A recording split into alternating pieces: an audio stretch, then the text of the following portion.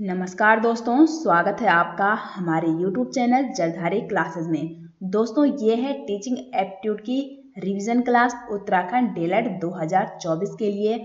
और अगर आपको उत्तराखंड डीएलएड के लिए टीचिंग एप्टीट्यूड की ई बुक या previous year paper and practice set चाहिए तो इसका लिंक आपको इस वीडियो के डिस्क्रिप्शन में मिल जाएगा, या आप सीधे गूगल पे सर्च कर सकते हैं jaldhariClasses.in। तो वहाँ भी आपको डीएलएड से संबंधित practice set and E book देखने को मिल जाएगी। आप उसे वहाँ से डाउनलोड कर सकते हैं। तो चलिए दोस्तों, आज की वीडियो शुरू करते हैं। तो आज की वीडियो का फर्स्ट क्वेश्चन है, इनमें से कौन सी विशेषता प्रतिभाशाली बच्चों की नहीं है। तो यहाँ पे नहीं है पूछा है, तो 1 का सही आंसर होगा ऑप्शन बी कि निम्न औसतीय मानसिक प्रक्रियाएं, क्योंकि उच्च आत्म क्षमता हो गया, अंतर्दृष्टि पूर्वक समस्याओं का समाधान करना या उच्चतर श्रेणी की मानसिक प्रक्रियाएं, ये तीनों विशेषता किसकी होती है? प्रतिभाशाली बच्चों की होती है। तो 1 का राइट आंसर होगा ऑप्शन बी। क्वेश्चन नंबर 2 है, निम्न कथनों पर विचार कीजिए। तो यहाँ पे 1, 2, 3 कथन दे रखे हैं और उसके बाद यहाँ पे आपने चूज करना है कौन सा ऑप्शन राइट है। तो कथन 1 है, व्याख्या प्रदर्शन या व्याख्यान प्रदर्शन विधि में करके सीखने के सिद्धांत की अवहेलना की जाती है। बिल्कुल सही है। मैंने पिछली वीडियो में कई बार ये इसकी डिफिनेशन दी है कि जो व्याख्यान प्रदर्शन विधि ये एक क्या है, टीचिंग मेथड है जो कि बहुत ही पुराना है। इसमें क्या है, टीचर आएगा, एक लेक्चर देगा और जो स्टूडेंट है वो बिल्कुल भी एक्टिव नहीं होते हैं। तो अगर बच्चे वहाँ पे कुछ खुद कुछ करने की सोचते हैं तो उसकी क्या है, अवहेलना की जाती है। और व्याख्यान प्रदर्शन विधि में विद्यार्थी केवल रुचिकर प्रदर्शन में ही सक्रिय रहते हैं।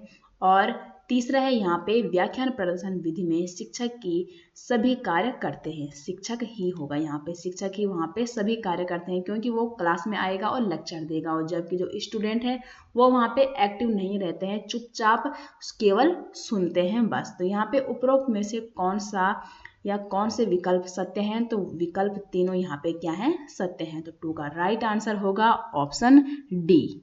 नेक्स्ट क्वेश्चन है, निम्नलिखित में से कौन सा कथन सही नहीं है। तो कौन सा कथन यहाँ पे सही नहीं है? तो 3 का जो सही कथन नहीं है वो क्या है, शिक्षा एक स्थिर एवं स्थायी प्रक्रिया है। ये यहाँ पे क्या है, सही नहीं है। तो 3 का राइट आंसर होगा ऑप्शन बी। नेक्स्ट क्वेश्चन है, बाल विकास का निम्नलिखित में से कौन सा सिद्धांत यह बताता है कि बालक सबसे पहले अपने सिर और भुजाओं की गति पर नियंत्रण करना सीखता है और उसके बाद फिर अपने पैरों पर वो नियंत्रण करना सीखता है। तो कौन सा नियम बताता है? तो ये बताता है विकास की दिशा का सिद्धांत। विकास हमेशा क्या है, एक दिशा से होता है। पहले जो बालक है उसका विकास सिर से लेके और पैरों तक होता है। तो ऑप्शन सी यहाँ पे करेक्ट होगा। नेक्स्ट है, निम्नलिखित में से सत्य कथन की पहचान कीजिए। तो इनमें से सत्य कथन कौन सा है? तो ऑप्शन ए है, शिक्षण का एक महत्वपूर्ण कार्य छात्रों को सूचना देना है। बिल्कुल सही है, यह एक सत्य कथन है। बी है, शिक्षक पाठ्य वस्तु संबंधी सूचनाएं देने के साथ साथ अन्य व्यवहारिक ज्ञान भी देते हैं। ये भी क्या है, एक सत्य कथन है कि एक अच्छा शिक्षक वही है जो कि केवल और केवल अपने बच्चों को किताबी ज्ञान ना देकर उन्हें व्यवहारिक ज्ञान भी प्रोवाइड कर सके। और सी है यहाँ पर, जो शिक्षक कहानी कला में निपुण होते हैं वे बहुत प्रभावशाली ढंग से इन सूचनाओं को छात्रों तक पहुंचा पाते हैं। ये भी क्या है, यहाँ पे करेक्ट कथन है। तो 5 का राइट आंसर होगा। उपरोक्त सभी कथन यहाँ पे क्या है, सही है। नेक्स्ट क्वेश्चन है, विद्यालय में पर्यवेक्षण कार्य की प्रभावशीलता का मूल्यांकन किया जाता है। तो किस रूप में किया जाता है? तो 6 का जो सही आंसर है वो है शिक्षा के उद्देश्यों की ओर उन्मुखता में। ठीक है। क्वेश्चन नंबर 7 है, जो छात्र असामाजिक कार्यों में लिप्त रहते हैं, ठीक है, उनसे आप किस प्रकार के संबंध रखना चाहेंगे? दूर के, निकट के, सुधारात्मक या सामान्य? तो 7 का राइट आंसर क्या होगा? ऑप्शन सी, सुधारात्मक। ठीक है, क्योंकि आप एक टीचर हैं तो अगर कोई असामाजिक बच्चा आपके साथ है तो आपने उसके साथ ऐसा नहीं कि दूर का रिलेशन रखना है या सामान्य, नहीं, आपने उसमें कुछ न कुछ सुधार लाने का पूर्ण रूप से प्रयास करना है।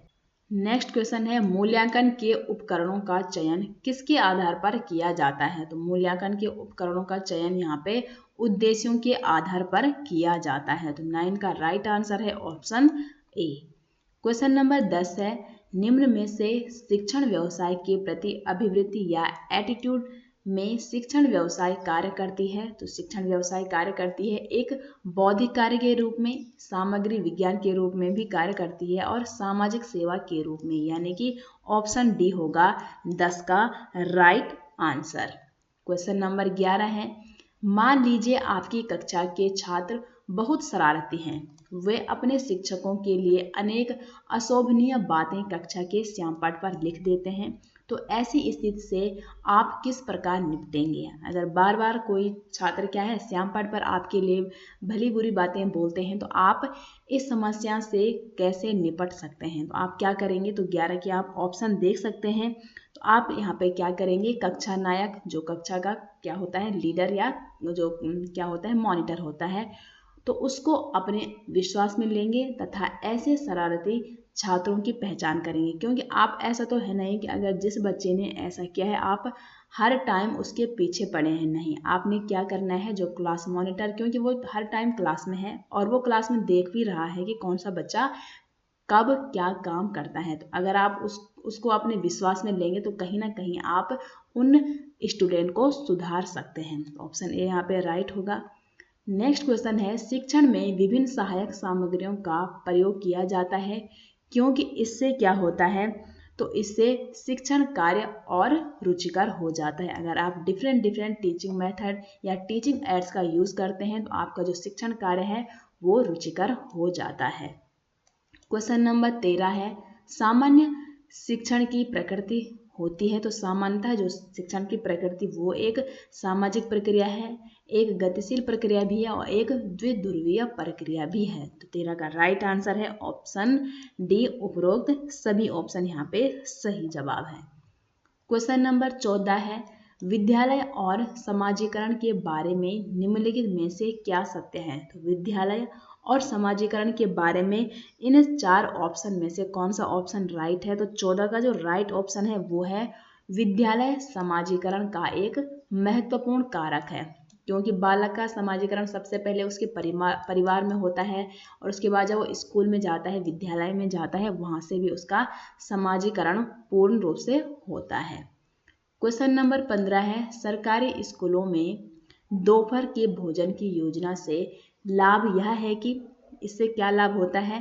तो ऑप्शन ए है बच्चों को स्कूल में टिफिन नहीं ले जाना पड़ेगा। बी है यदि बच्चे भूख से व्याकुल होंगे तो पढ़ने के लिए प्रेरित नहीं किया जा सकेगा। बिल्कुल सही है, क्योंकि हमने बालक का क्या है उसका बॉडी लैंग्वेज भी पढ़ना है, उसको कोई प्रॉब्लम है, अगर उसको भूख लगी है तो वो भी आपको देखना है और उसका समाधान करना है। क्योंकि अगर बच्चा भूखा है तो वो पढ़ाई में रुचि बिल्कुल नहीं लगा पाएगा। क्योंकि बच्चे क्या है 1 से लेके 5 तक है, वो अपनी भूख को भी बर्दाश्त नहीं करेंगे क्योंकि वो छोटे बच्चे हैं। तो आपने ये भी ध्यान रखना है।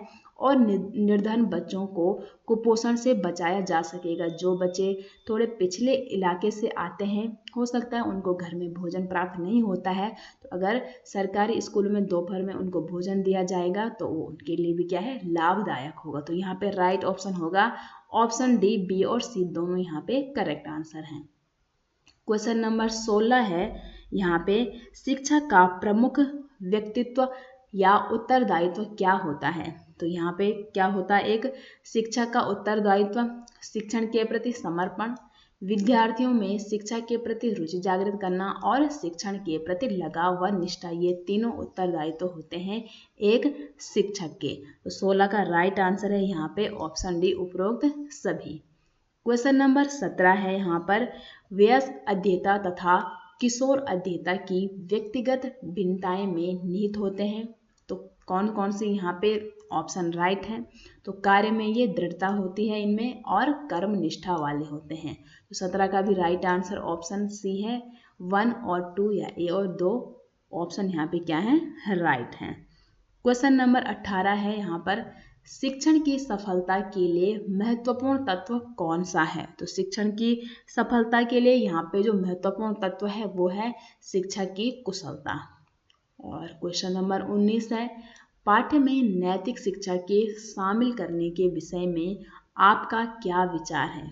तो यहाँ पे आप ऑप्शन देख सकते हैं। तो 19 का जो राइट आंसर है वो क्या विचार होने चाहिए आपके, यह छात्रों के चरित्र के विकास के लिए लाभकारी हो सकती है। कौन? नैतिक शिक्षा। इसलिए प्रत्येक बच्चे को एक शिक्षक के द्वारा नैतिक शिक्षा का ज्ञान भी देना जरूरी होता है।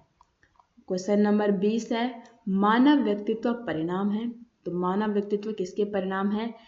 केवल आनुवांशिक का, केवल वातावरण का, पालन पोषण का, या आनुवांशिक और वातावरण की अंतःक्रिया का। तो 20 का राइट आंसर क्या है? ऑप्शन डी है।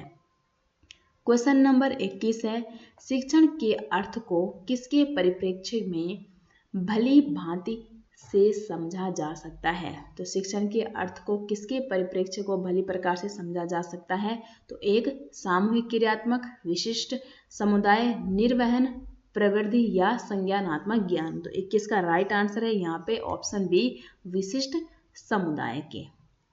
क्वेश्चन नंबर 22 है, शिक्षण अधिगम को नियोजित करने हेतु किस समिति का गठन किया जाता है? तो किस समिति का गठन किया गया है यहाँ पर?